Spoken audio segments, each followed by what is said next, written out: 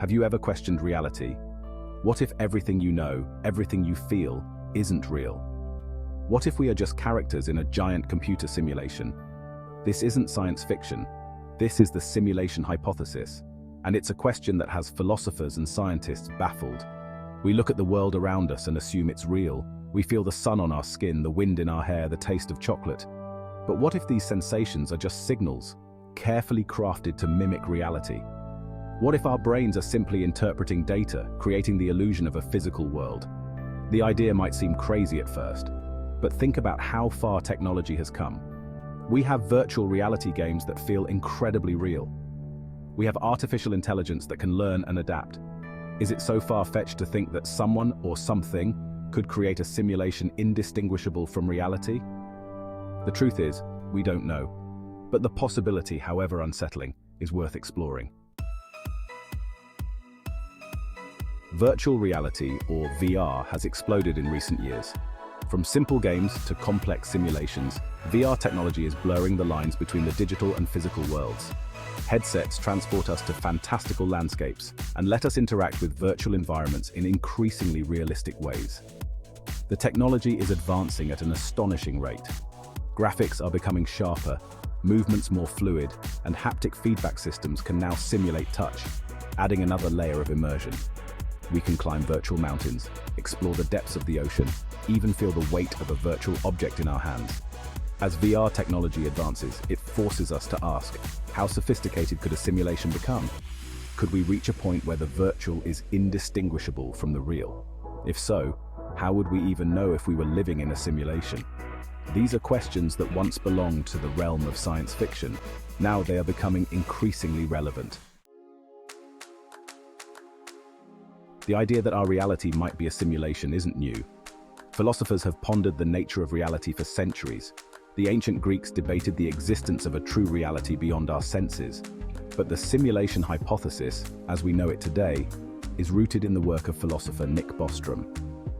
In his 2003 paper, Are You Living in a Computer Simulation?, Bostrom argues that it's highly probable that we are living in a simulated reality. His argument hinges on the idea that if civilizations can reach a point of technological sophistication where they can create realistic simulations, then the number of these simulations will vastly outnumber the single base reality. Therefore, statistically speaking, it's more likely that we are living in a simulation than in the original reality. Bostrom's ideas have sparked debate and discussion among philosophers, scientists, and technologists. It's a topic that captures the imagination and forces us to reconsider the very fabric of our existence. So, if we are living in a simulation, could we find evidence of it?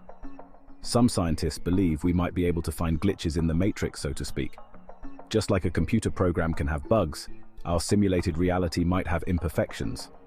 These imperfections could manifest in strange physical phenomena that defy our current understanding of physics. For example, inconsistencies in the laws of physics at the quantum level could be a sign that our reality is not as it seems.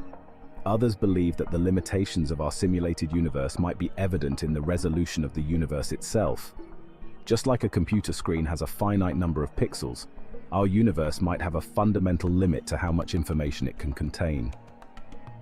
While these are just theories, the search for evidence of a simulated reality is a fascinating area of exploration. Section 5. The meaning of simulated life. If we were to discover that we are living in a simulation, what would it mean for us?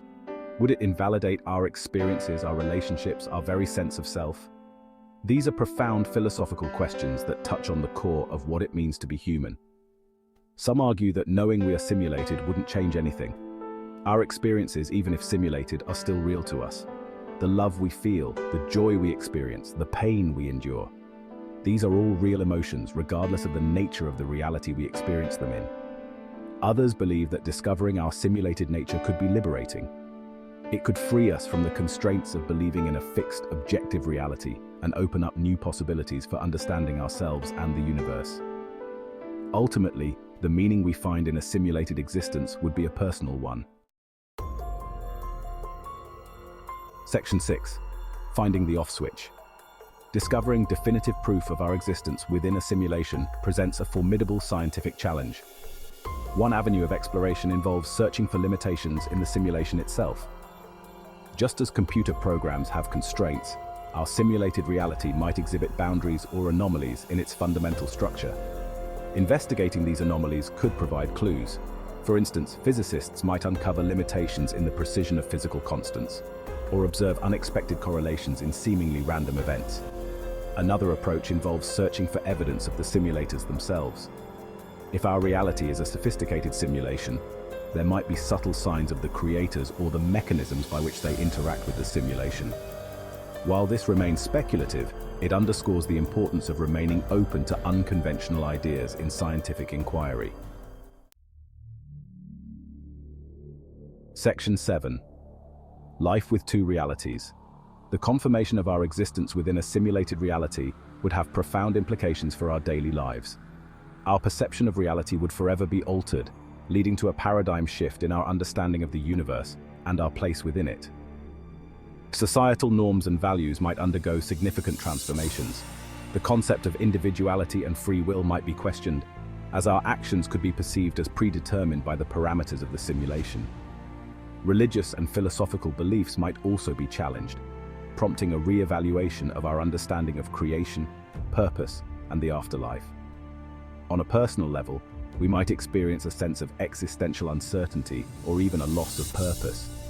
However, it could also foster a sense of wonder and curiosity, encouraging us to explore the nature of our simulated existence and the motivations of our simulators. Section 8. The nature of our reality. The question of whether we live in a simulated reality is a profound one, pushing the boundaries of our understanding of the universe and ourselves. While we may never know for sure, the very act of contemplating this possibility expands our minds and challenges us to question our assumptions about the nature of reality. The rapid advancements in technology, particularly in the fields of virtual reality and artificial intelligence, make the simulation hypothesis more plausible than ever before. The possibility, however unsettling, forces us to confront fundamental questions about our existence, our purpose, and the nature of consciousness itself. As we delve deeper into the mysteries of the cosmos and continue to push the boundaries of our technological prowess, the question of our reality will likely remain a topic of debate and fascination for generations to come.